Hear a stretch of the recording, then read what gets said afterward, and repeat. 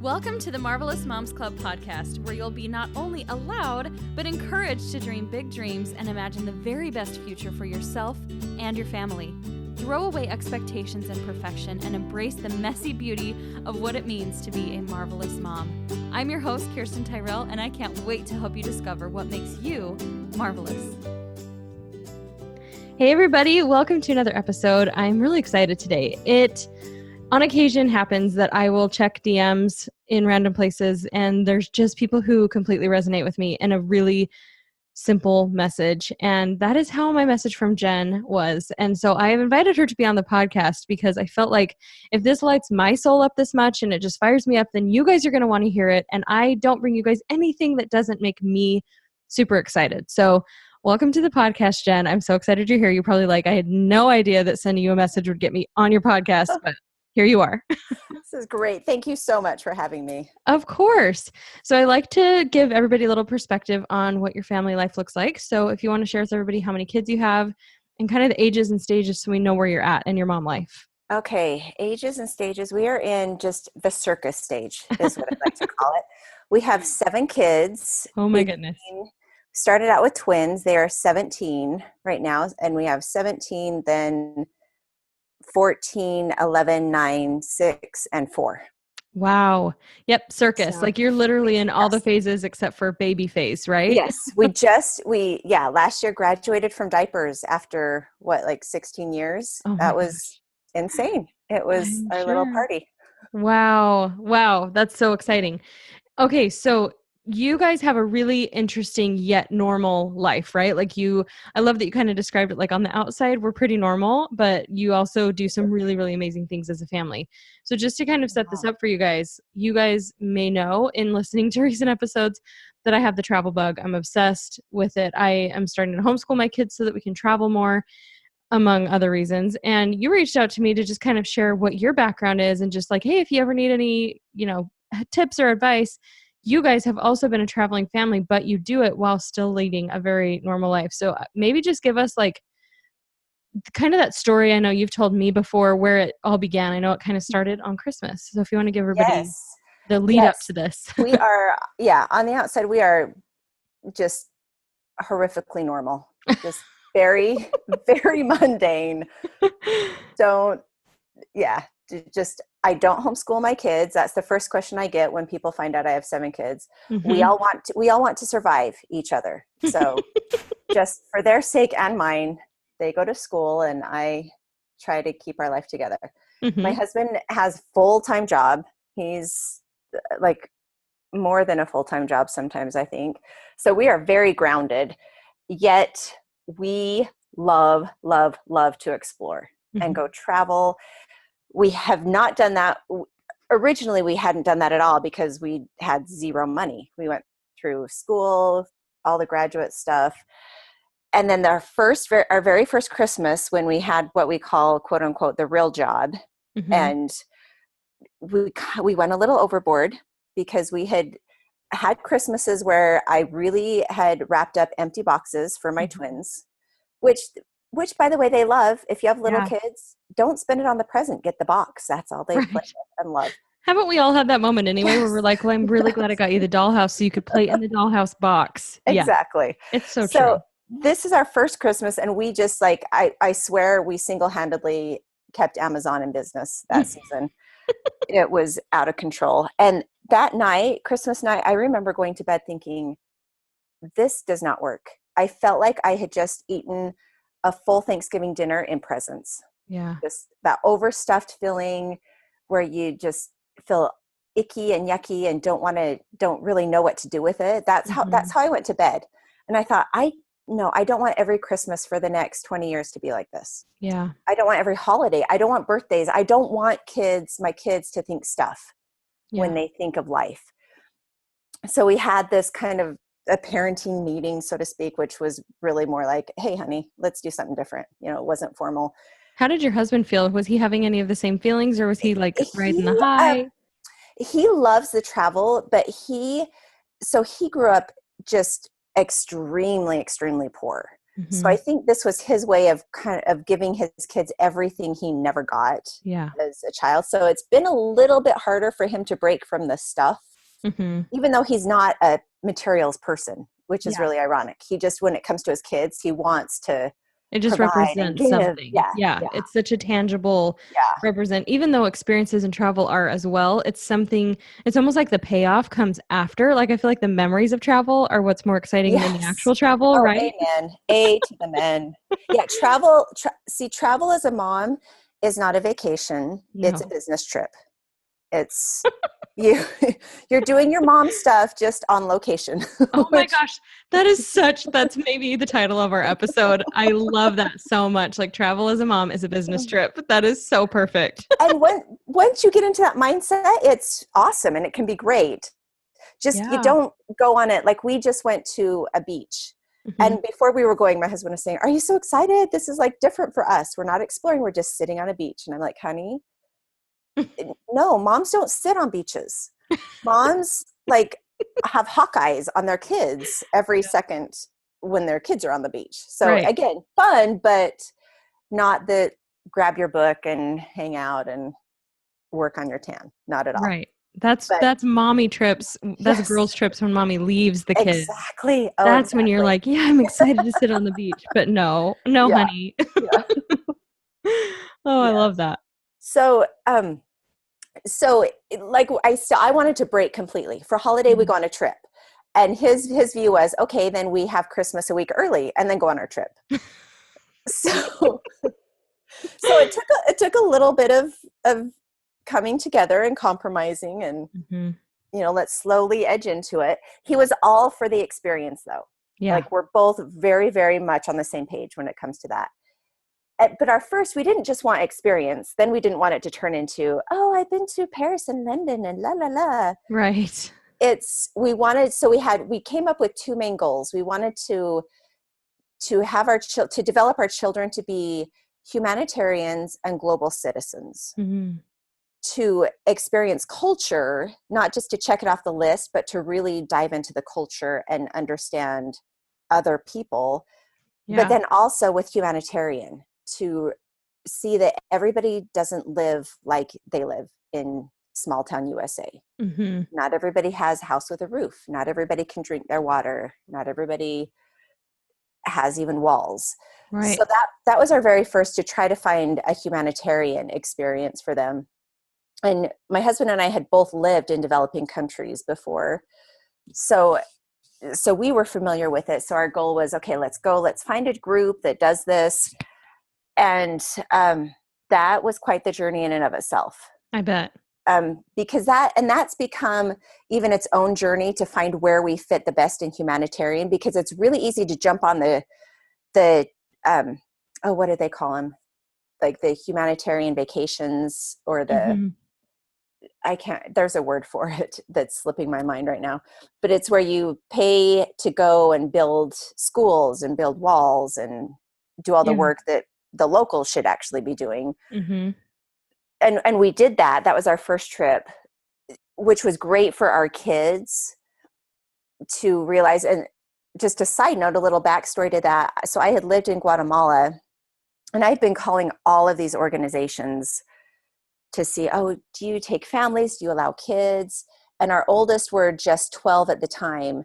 And the youngest I found anybody to allow any kids at all was 13. Wow. And I'd say, no, we want to take all our kids. Oh, and by the way, I'm pregnant.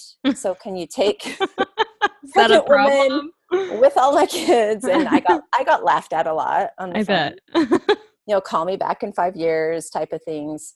Yeah. And then I got called out of the blue from one of my companions. It was a mission for my church where I had gone earlier, where I'd lived in Guatemala.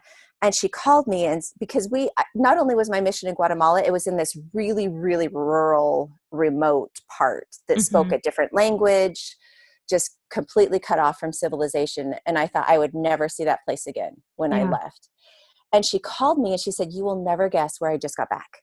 I just got back from Polo Cheek, which was this area that we had both served in together." And she said, and it's with this group. It's a family humanitarian group. They go down, you can take your kids. And oh, by the way, they're looking to build a nutrition and agriculture program. And at the time I was getting my master's in school and community gardens. Wow. So I was like, I'm getting my master's. And she screamed and I screamed and we both screamed We and all got, ate ice cream. yes, a I couldn't lot of help ice it. cream. So I got contacted with the group, which is a fantastic group. It's called Family Humanitarian Expedition. Mm-hmm. So if people are looking to start, that's a great place to start. Cool. They go to both Guatemala and they take excursions to Africa as well. Awesome. So I called them and I got on board to be in charge of their agriculture section. And my poor husband, he comes home that night and out of the blue, I greet him at the door. Hi, honey, we're going to Guatemala next year.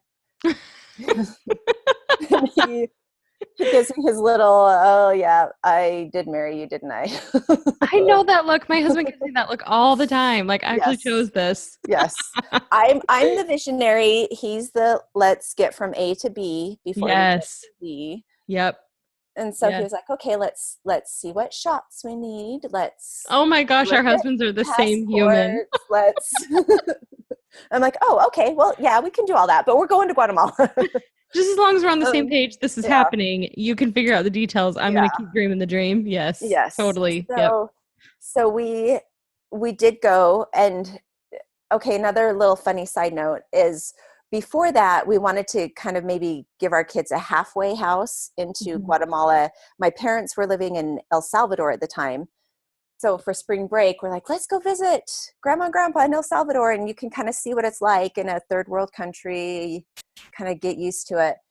Little did I know, my parents were in like this total posh area. So we get to my parents' apartment and our kids are like, what? This is international. And we kept saying, this is not what it's like in the real developing world. This is not, I know we're here, but this is not what it's like. And then their friends invited us for dinner and their house was like maybe 4 times the size of our house. Oh my goodness. They had fashioned it after a castle in France. So we pull up and our kids are like, what? And we turn around. No, this is not reality. like here. This is not what Guatemala is going to be like. Don't know. Oh my gosh. So that was an interesting, they got out of the country, but not really out of the country. Right. That was their halfway house. It was like a quarter-way house. Yes. And then we did jump into Guatemala, and then it really was like we had to pack sleeping bags. Wow. We slept on a school that was closed for the season, slept on the floor. The shower was a little spigot that was ice cold water. Like it was baptism by fire. Wow. How did they all react? They loved it. Really? It was just all the adventure. And for me, it was bringing them back. They had heard stories since they were born of me walking these roads and traveling. So it was, remember that story I told you? This is where it happened. Right oh, here that's awesome. Yeah. So it was very cool. And for them to see, oh, they don't have lawnmowers. They cut their grass with a machete. What? Oh my gosh. They can't just drink water. They have to go through all this. That's why they're all sick, because they're drinking the water. And it was really like it changed the entire core. Yeah. You know, I don't want to be dramatic, but it really changed the core of our family conversations. I bet. It was just so much less superficial, I'm sure. Oh, the world was so much more comprehensive. Yes. Wow. Yeah. And we drove from village to village in the back of cattle trucks. Like we would all climb on. Wow. And there are these bumpy mountain roads that every bump you just hang on for dear life and hang on. And you have a baby, right? Did you bring your baby? I was 7 months pregnant. Oh, you were still pregnant. Okay. Yes. Oh my gosh. Sleeping on the ground, driving in the back of cattle trucks. It was awesome. not one of my more common sense motherhood moments. But you were going to Guatemala. You were like, there's no way. Oh yeah. Gonna hold me back. I wasn't not going. And side note, this is before the Zika crisis. So it was. That's good to know. Yeah, it was for everybody listening. I could have given my baby brain damage. I was not quite off the rocker so far. Not entirely. Yeah. So but I mean, even so, we got back, our grass was out of control. So it was okay, kids, it's time to go mow the lawn. And there was an initial, oh, and I just kind of said, okay, well, here's your choice. You can mow it with the lawnmower or you can do it with the machetes you brought home. And instantly there was that, oh, yeah, Oh yeah, okay, our life is yeah, really easy. I'm on it, mom, no problem. Yeah. And we were Wow. driving down the road and I hit a really hard bump that like made my kids all jump up in the seat. And we hit it and then drove, and there was silence for a little bit. And then I heard my little 12-year-old from the back say, I will never complain about bumpy roads again, mom, ever. Oh, that's so cool. I love it. And I love that you guys. So, was that really like your first big trip when you decided to invest more into experiences? Or had you tried and kind of done the more glamorous trips first and then realized you wanted to do more of the humanitarian side? When we made this big shift, we had done one trip to Disney World, Mm-hmm. like, right.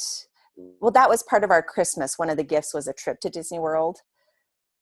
And that, I'm so sorry for all of you Disney lovers. I like the idea of Disney, but Say it, speak it. I'm here for it. just standing in line for hours to do a 5-minute ride, I can't do that for Yeah. days on end. I and Okay, so listen, like I'm on your same page. We lived in Southern California for a couple of years, so we had Disney passes. We went all the time, and it was just kind of like we didn't have a lot of money, and it was just our fun thing that we could prepay and only pay once for the year. Like we actually made payments every month, and it was so low.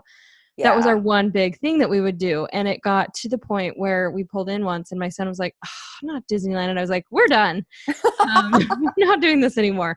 And then Disney World we did this year, and I was like, and so that's why I think your message when it came in was so interesting about a month or so after we had done our Disney World trip. And we even did the VIP tour where we got to go around the back lot and we didn't have to wait in lines. We got front of the line pass for everything. Even Mm-hmm. still, I was like, we spent way too much money for basically like one day to ride rides. We didn't become necessarily more bonded as a family. We didn't like learn to wish upon a star. We didn't appreciate what we Yes. had. Like we were complaining, we were hot, Yes. we were Yeah. crowded with other people. And it was such a breaking point for me where I was like, you can spend thousands of dollars to do a Disney trip, which everybody, you guys know I'm a huge Disney fanatic. I love the messaging there. I love the Mm-hmm. movies, all of it. But I'm so with you where it's like, Yeah. but what else could I do that would actually bring us closer and more connected? And we've done a couple of Disney cruises too. The first one, magical. The second one, where I was kind of like, you know, and the reason I asked you this is like, did you kind of do the glamorous vacations first? It started to feel very empty. It started to feel Yes. very like, oh, why isn't this as exciting as it should be? Is it because Yes. we can do these things whenever, like, or is it just because there's no magic when there's no like real connection in what you're doing? So Here's what I came about. So we did, again, full disclosure, I'm skipping like 5 years worth of travel. yeah. Um, we've done like international and go historic, where you're learning, like getting Mm-hmm. into history and walking around Stonehenge and in Yeah. awe at how did these people drag these huge boulders, just those conversations that you have with your family. And then Hmm. we realized our littles were hating it, Yeah. and just another castle, all we do is walk and look at stuff, can we go Yeah. swimming? So this past spring break, just a couple months ago, we decided, okay, let's do Disneyland. Let's Hmm. get our littles who have never had the Disney experience. And it was fun I'm so right with you on this, because it was fun for them. Hmm. But my husband and I were talking together as we were standing in one of the lines, and I just said, there's something just very empty about this to me. Yeah. It's like we're our whole focus on these few days at Disneyland, we're all about what can I get out of this? Hmm. What thrill can I get? What can you do for me? Yeah. Whereas all of our other trips had either been, what can I do for you? What can I learn from you? What Yes. historical lessons can I become a part of? Yes. It's just a surface level. Yeah. It's a very hard thing to explain. And maybe other people listening will have had the same experience. maybe not. It's fine either way. But I think for me, I was trying to explain to my husband, I'm like, the world is so big. Why would we spend money to do the same things? It's like we don't watch the same movie 100 times. Why do we want to Yes. go to the same theme park and ride the Yeah. same rides Yeah. when there's no real growth or value out of that? And it's not like everything has to be a learning experience, but it becomes shallow, and it's become I could rant about this forever, but Yes. it's kind of, it really goes in line with what we're saying. The world in and of itself has become so much more commercialized than valuable anymore. Mhm. And everything is about, I think there's a lot of over promising and under delivering in quality experiences. Yes. Disneyland Yes. used to be a totally different quality of experience because it wasn't as crowded and it Mhm. was just more magical. And maybe it's because I'm worn out on it. I don't know. But there are so many other magical things that I can experience with my kids that do not Yep. include waiting in line for theme park rides. Yes. Yes. And I have to say, a caveat is I have a dear friend who she grew up on Disney and her kids grew up on Disney. And now she's on to grandkids. And Mhm. that is their family bonding. Yes. And they Yes. go and they have bonding time and she swears by it and loves it. And that is 100% fine for her to have that realm Yeah. because she has found her family bonding with that. For Yes. me, but it's at the same time, it's okay for me to not have that be my family bonding realm. We can still love each other and we can still be friends and have very different family bonding activities. Yeah. And I totally resonate with her too because I remember going we're totally on a Disney tangent now. Everybody Yes. listening, just hang in. We're almost out of the pit. Yes. But when my daughter, I went to Disneyland while I was pregnant with her when she was a newborn. Like she was probably only a month old when we started going back to Disneyland. And there's a total energy shift. It was a happy place. Like it's a place where we could Mhm. leave the cares behind of what was going on at home and our small tiny apartment, and we bonded as a family. It's just now, I think, as we've gotten into a different phase, it's not the same as what it Yeah. used to be for us. So Yes. again, Yeah. yes, we love Yeah. Disney. We go Yeah. to Disneyland. It's a Yes. magical thing to do. I think every child should have that experience of Yeah. just seeing all of the characters come to life. And Yes. Disney does it well. Yeah, they They do. really do fantasy really, really well. They do. So, but for us, we were so much into the let's go global. Hmm. The world has so much to give. Yes. And I want my kids to leave our house realizing the world is smaller than what they think and that they could plot Yeah. themselves in any corner of it and be okay. Yeah. That's a And huge learning experience, right? Because yes. even me, I have only traveled out of the country really aside from like Mexico, Grand Cayman, those places. I've really only left and gone to like Europe one time. We're going as a family together in September to Europe, and it is going to be more of that educational, kind of fun, but educational experience. And I'm sure by the end they're going to be like, we don't want to see any more things. But it's a dream of mine, and I'm so excited for the experience of it. That's just at a different level than we've ever done Yes. before. Yes. But I do What think like what you saying, like sleeping on the floor of a school sounds horrific to me. But I know that it's because I've grown up in a culture of fear of those things and fear of being outside of my comfort zone for the things that I've become accustomed to. So I'm and looking forward to that. and it's interesting. The first year we went to Guatemala, our focus with our kids was notice how much you have and they don't. I Yeah. want you to see this gap and I want you to really I wanted their heartstrings to get pulled to Mhm. realize, oh, part of why I've been given so much is so that I can share with Yeah. others and look Mhm. for needs and fulfill needs. And that was that first year. And then the next year when we went back, so we've been back to Guatemala, well, almost every year for the Mhm. past 5 years, like morphing how we do it each time, which could be a whole other Yeah. story in and of itself. But the second year was interesting because when we went back, my husband called everybody in and he said, okay, so remember last year when we came, none of us looked in a mirror for 6 days. Mhm. And there's a reason for that. So this year, I want you to really focus outward and really see the happiness that they have, Yeah. that they don't have everything that you're used to, and yet watch how happy they are Yeah. and watch so the next year was let's learn from their culture. And Mhm. let's learn, not this gap of, oh, they must be so sad because they don't have a toilet inside, or they must be so sad because they don't have a cell phone. It was, it was What's no, making them happy? Like, what do they yes, have? Yeah. yes. Let's really learn from them. And we got into people's houses and learned, like, we're talking bamboo huts, dirt floors, open fires, Mm-hmm. making their tortillas. And my kids got to like try to make tortillas and just really kind of bond with people as people, Yeah.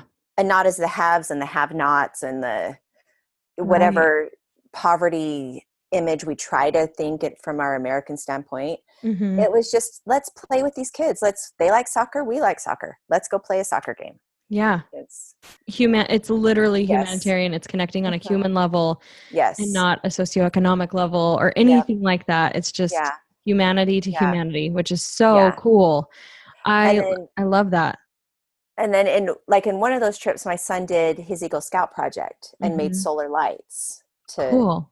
hang in buildings. So just for my kids to see, oh, here's a need and here's something that I personally can do. It's not just mom and dad. Yeah. It's, Yeah. I can use my skills and figure this out, which was cool on the humanitarian. And then our other shift was, well, we want to educate in a global level. Mm-hmm. So then we did our first international trip where it was just purely education. Was we did Italy from Yeah. top to bottom, 10 Yeah. days, like hit every major city. And my poor kids, it was education overload. It was, Well, and did you do a lot of prep beforehand too? oh yeah. Yeah. Yeah. So I get a little ballistic on Mm-hmm. travel. I have our travel binder. I have pretty much every hour, we'll get on the train at this point. We get off at this point. We'll get on the subway. We go to this hotel. Because when you travel with 9 bodies, Oh and yeah. so we had 9 bodies, double stroller. Oh my gosh. Getting on and off subways is we should record it sometime. It is You quite really should. You should hilarious. have a Point. YouTube channel, Yes. 100%, hands down. I would watch.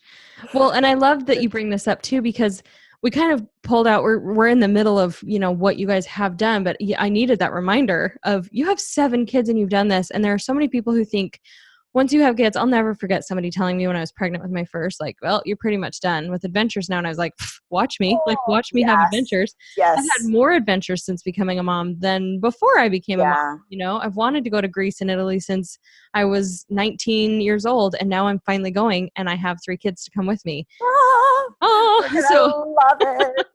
I know, I can't wait. But I think it's so fascinating, and it's such a good example to have you on here to say you guys have a very normal life. Your husband works a full-time job. You have 7 children, and you have still found a way to do it. And so what in the world is holding other people back? What are the excuses? There's none that can be great enough because you can figure out anything, right? Yeah. Like you've Oh, conquered it. yes. Yes. Every situation you can imagine, we have gone through. That's We amazing. have, I should not admit this, but we have lost a child Mm. on every trip. Like, inevitably. Well, I totally should not You admit still this, have them all though, but right? I mean, we it all works itself we out. all make it back to the hotel. We all make it back on the plane. And there's one sweet daughter, bless her heart. I'm not even Southern, but I have to say that because, oh, my little wanderer. Yeah. We will all be in a pack and 10 minutes we'll turn around. Where's Liz? She's Where's complete. Liz? Oh, I have one and I only have 3. So, And it's like every trip we've noticed, it's been others on occasion, but we always have our we lost Liz moment. And every trip we say, okay, Liz, stay with the pack. Liz, don't wander off. but she finds her way back, or you guys just She, find your way to her. both times, like, bless her little heart. She has it down pat. That girl could be plopped into she's 9, by the way, right now, Mm-hmm. barely 9. She could be plopped into any crevice of the world and find her way. That's amazing. Just because since she was 2, she's been getting lost. Yeah. And she just has learned. I'm thinking probably from her perspective, she's like, I'm never lost. I know exactly where I Yeah. am. Yeah. You just don't know where I Like, am, but I you know how guys to took get to off. you. Where did you guys go? You I guys was are just, lost, yeah. not me. Oh, yeah. Yeah. Oh my But, word, that is so funny. but she knows, like, she's gone up to people. I'm lost. Can you call my parents? She'll She knows the drill. Yes, we got a Wow. random text just last week in Mexico. Okay, Lizzie, we have Lizzie right here with us. Oh my gosh. Okay, so it's not perfect. It's never perfect. You No, made it no. through. And How you have have Go ahead. you have to embrace chaos. Yeah. Whenever you travel, it can't. So I do all of the planning and I do everything, but with that, the heavy dose of reality is okay. This is the ideal, and Mhm. the reality 9 times out of 10 is going to be vastly different, and that's okay. Right. Yeah. It's just it is what it is, and we'll roll with the punches, and we just laugh when it gets crazy because it's a fun story to tell Mhm. Yeah, after I the love it. fact. That's like I said before, right? The memories of it are a lot more fun than the actual experience. You just Yes. kinda Oh gotta yes. keep your head Yeah. above water. Yep. So explain to us a little bit about how you guys have been able to do this because you've gone to a lot of places. Your husband Mhm. does work full time. So is this just literally any time he has off, you guys are on a trip? Yes. This is any little crevice of vacation time that Mm, he gets, we're gone. Like we every spring break, and again, not ideal because we fight the crowds on spring break time. yeah. We go over Christmas, educate or Christmas, spring break, and summer. That's Mhm. those are our three travels, Yeah. and we just pack it all in. Like That's Italy, amazing. top to bottom, 10 days, hit like every major city. It was 2 nights a hotel here, 2 nights here, 2 nights here. Wow. What's your And I favorite trip? oh, it probably oh I Favorite humanitarian trip and favorite okay. non? I feel like you Fa- can't make that yeah, choice. yeah. Favorite humanitarian trip was oh, it's everyone we're on. I find I just feel like we're growing and morphing, but Guatemala, I would say a year that I was able to help 90 families plant gardens. Wow. That's amazing. And just think, okay, you're going to be able to eat. Now, the sad part about that was we were still really new. Mhm. And again, this is the reality. Usually you get that. We planted 90 gardens and life was great and they all survived and loved it. We came back a year later and there were three that were still Wow. going. So we learned a lot of what does it mean to help and not hurt Mhm. and not just run and gun, jump in, do Yeah. a whole bunch of stuff and leave. So it's a big learning curve, Mhm. but just to not feel like, especially if you're wanting to get into it, to not have the mindset I'm going to go in 1 week and change the world Right. Yeah. and happy ending, everybody will be great. You got to realize we're going to mess up and we're going to do things wrong and we're going to have to learn, and that's okay. Right. Yeah. Well, that's life, right? It's Yeah. all an evolution and it's all a process and Yeah. there's the expectations have to be managed and it progresses over time. And I'm sure that your opinion of humanitarian work is super different now than when you began because Yeah. even I feel like you kind of start humanitarian work even still from a place of selfishness because you're like, I want to grow as an individual and I want to have more Mhm. awareness and I want to be able to serve. So I feel Yeah. good. And then it really morphs into like, no, I really want to help people. And this is how I know I can help people. And I'm going to keep showing up, even if it takes time after time after time. I'm speaking as though like I fully Mhm. understand this. I think I understand it from like more of a business perspective of you want to create a legacy and it's all about you, but then it really does become all about the people that you're serving and you completely lose yourself in it. Mhm. So I'm sure it For is sure. the same evolution. Yeah. Yeah, the project I'm working on right now, it's a 2-year project, and what I do is I go down and I stand. Wow. And it's really hard to be so hands off Yeah. and to be like, okay, this is happening because I got groups of people together, did fundraising, it was a 2-year process to even get the project going. But now my role is just to show up and give them the thumbs up, Yeah. which is not glamorous. And it's not, it's not all Right. the Facebook pictures of look at me doing all this stuff. My It's, hands are dirty. yeah, Yeah. exactly. It's letting other people shine and letting, Mhm. And making a real impact because yeah, yeah. they're them serving themselves and learning more sustainability is more important than you going and you know. Yeah. Yeah. Yeah. Wow. Well, Yeah. I absolutely love your story. And I think you have so much more to share, which I think we should chat about as soon as we're done sharing this with everybody. But all in favor of Jen, like releasing something to kind of help teach you guys how to implement some of these things into your families. I know we've all felt it. I know I have felt it every Christmas. Every year I say this year's going to be different. And I can tell you right now for sure this year is going to be different. We've decided that already, and we're already preparing our kids for it's just going to be a little different than it was last year, because we did a trip 2 years ago. And it was kind of funny because I was like, well, we're just going to go to New York instead of have a big Christmas. And then I couldn't help myself. And we had a big Christmas, and then we left and we did both. Yes. And Yep. it was actually horrible because my kids were like, we want to go home to our toys. Like, sorry about that. So I think, from that all the way up to like how to create global citizens is such a needed thing that needs to be out there. And people need to be considering in a world that is so full of disconnected materialism. And we're just trying to continue to give our kids more and more and more to compensate for what we never had, but we're really taking away from them a lot of amazing benefits and a lot of skill and a lot of, just growth as human beings. And so I, for one, think we need to hear more from you, and you need to share this with more people in the world, because that's where you're going to create an even larger legacy to create more, more people doing what you're doing is where the power happens. So thank you for reaching out and coming and sharing this on the podcast. Well, thank you. Thank you for having me. Of course. It's been my pleasure. I hope you guys have enjoyed listening to this as much as I've enjoyed partaking in this conversation. Go follow Jen. Do you want them following you on social media? Yeah. I'm so not the typical guest because I don't have a following. I'll just put that out there. My We Facebook don't care. is like the anti-Facebook. I put all my bloopers on there. I love it. Well, if they want to follow you on Instagram, you're not on Instagram, I'm not right? even on. I should. I should. Let's get you one started, and we'll link to it in the show notes. Before you go, what makes you a marvelous mom? I ask everybody that question. Oh, yes, you do. Okay. What makes me a marvelous mom? And this is going to be totally diverted from travel. That's fine. It loops back, but in a weird way.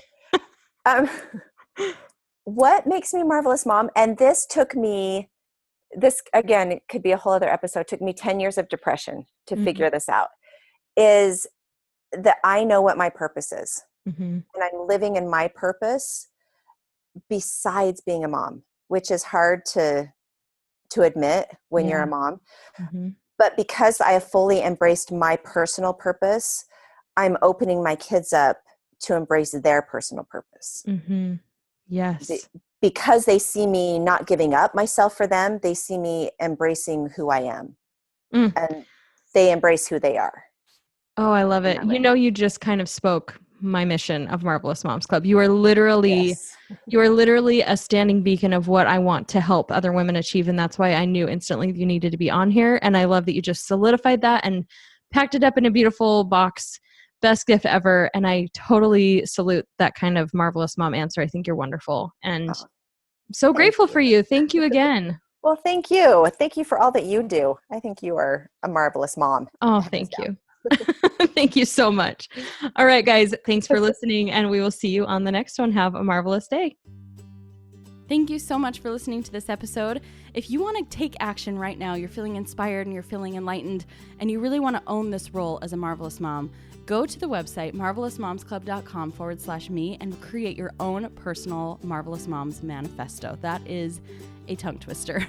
marvelousmomsclub.com/me. You go fill in some great information, and in the end, you'll have a beautiful manifesto to display where only you can see, or the whole family can see, where you can really, really own your role as a marvelous mom and step inside those goals and those ambitions and dreams that you have to become an even more marvelous mom to your beautiful family. So again, marvelousmomsclub.com/me. We will see you over there.